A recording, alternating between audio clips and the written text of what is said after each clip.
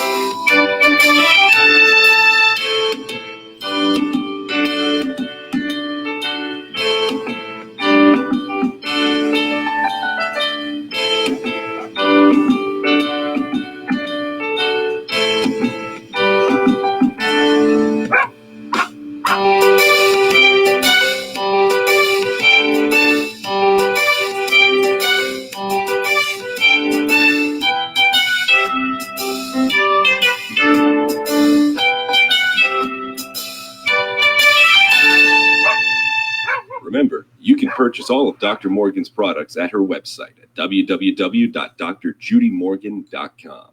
Now it's time to sit back, relax, and enjoy the show. Good morning. So a couple reminders. We're going to be back live with the ladies from Cocoa Therapy and Dr. Bruce Fife a little later this morning. So stay tuned around 11:30, I think is our time. I actually have to look it up.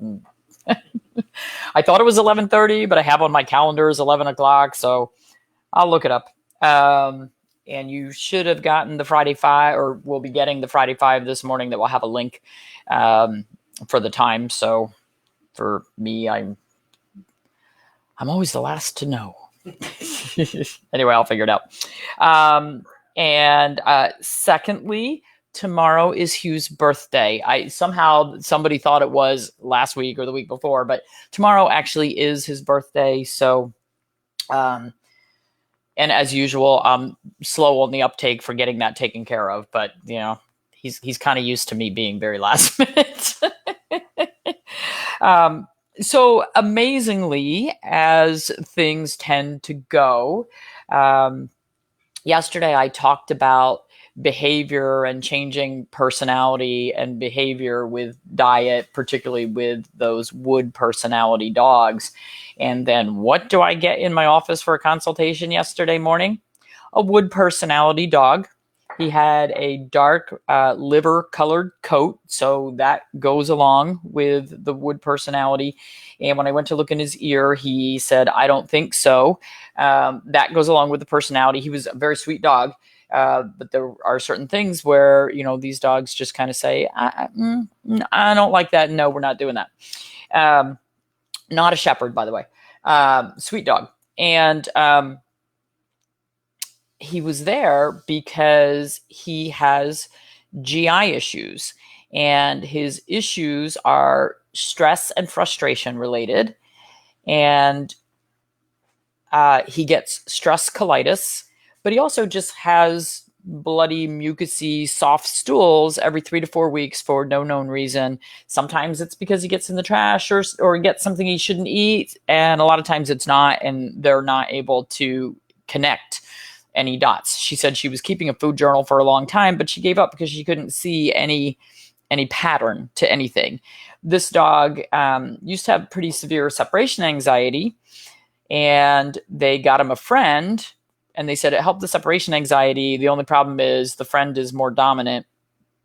And so this dog worries a lot about the other dog who's more dominant and trying to stay out of his way, even though they pretty much get along. So, you know, this is sort of the recipe for if you've got something out of balance and this dog has some frustration, where's it going to stick?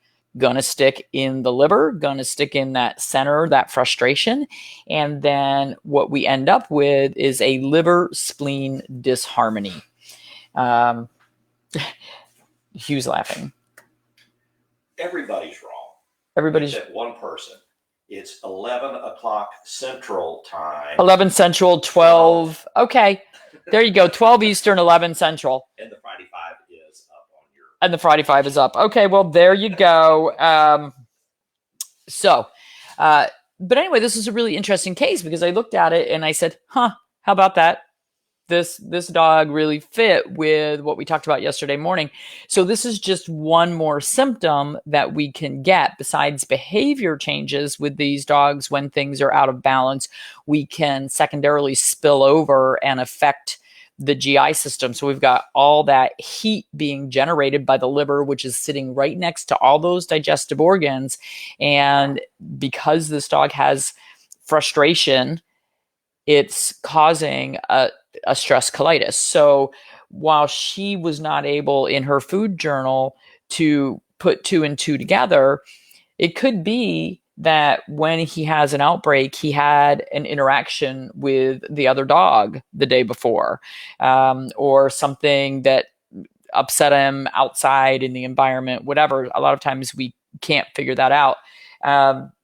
He was on a fish-based food, which was actually a good choice, and it's the one he's done the best with. The problem was it was a dry kibble, and she really wanted to get him off that. She understood, that wasn't the best thing for him to be on, and then some of the snacks that he was getting were also, she knew they were not good quality, but she was like, she had him muscle tested, and the muscle testing said that snack was fine for him. But I said, well, I think we need to stop that snack anyway.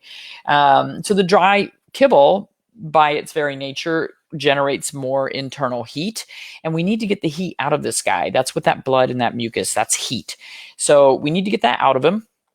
So I said, okay, well, we can use a fish-based diet. We can use a rabbit-based diet. I think it'd be a good idea to go to a more novel protein. She had already figured out that she didn't think chicken worked very well for him. Yet she was putting, for a long time, she was putting chicken and ham as toppers on top of his dry kibble to get him to eat it better. Both of those generate heat. So we got rid of those, and she said, well, lately I've been adding turkey, and that he seems to actually be better with the turkey. So we're going to try turkey first, a complete diet that's a gently cooked. I actually sent home some All Provide gently cooked just so she wouldn't have to make a whole diet at this point. We're going to give that a try. If that is not cool enough for him, if that's not draining enough for him, we can switch him over to a rabbit product. And because that's a novel protein, because it's cooling, it might solve the problem for this guy. And I also sent him home with an herbal formula, Xiao Yao San, which is for the liver-spleen disharmony. And we'll see how he does with this. We may have to do a little behavior modification as well. If the food and herbs are not enough, we might add some flower essences to decrease his anxiety that he has. We might add some homeopathic formulas to decrease his anxiety. So we're going to see. But this is a starting point. The first that we knew we needed to change the diet for this little guy. So that's where we started. I added in the herbs because I didn't think the diet alone was going to be enough to completely solve the problem. And we just wanted to get a little more powerful start to the problem. So we'll see how it goes. But this is where with Chinese medicine, having that personality assessment, and knowing what's going on. That's why my questionnaire for a holistic consultation is 4 pages long, because that's information that was very helpful. Knowing that this dog has anxiety, knowing that he has anxiety with his housemate, and how they interact and who's in charge, that sort of thing, is really helpful in determining what the underlying cause is. Okay. KJ walking around in his crate this morning. That's awesome, Avis. Avis has I believe he's a Sheltie, who had a neck injury getting into a tussle with one of the other dogs, and it caused severe spinal cord damage at the time. Even though there were no puncture wounds, it was just from grabbing and shaking. So she's kept him confined and been using medications and herbs and things, and we're getting somewhere. That's awesome. Really awesome. So, all right, everybody have a wonderful day. We'll see you noon Eastern, 11 Central.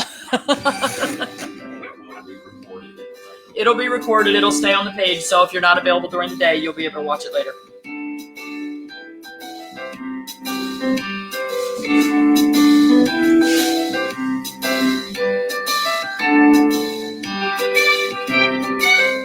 Yeah, that's good, Ruth.